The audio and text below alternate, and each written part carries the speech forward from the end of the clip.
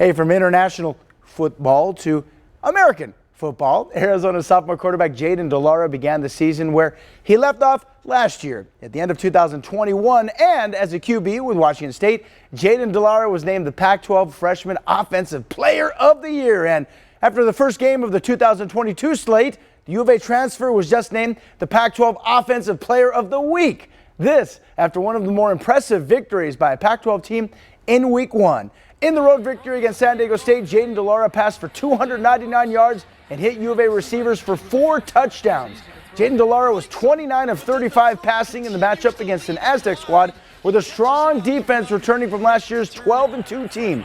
De Laura kept his unbeaten streak alive at 6 wins in his collegiate career when throwing over 3 TD passes. The 4 touchdown tosses are the most by an Arizona QB in their Wildcat debut since Anu Solomon threw 4 against UNLV in 2014.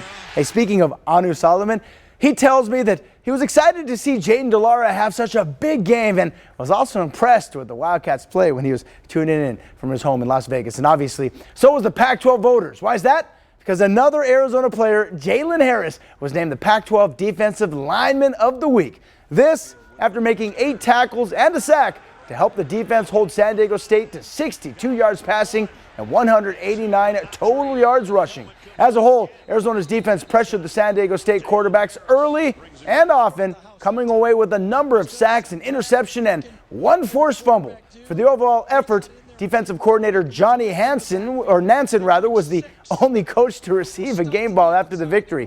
More from Coach Nansen in a bit. But first, Jalen Harris's teammate Keon Barnes talked today about him getting the Defensive Tackle of the Week award from the conference. So, Keon, how did Jalen earn that job?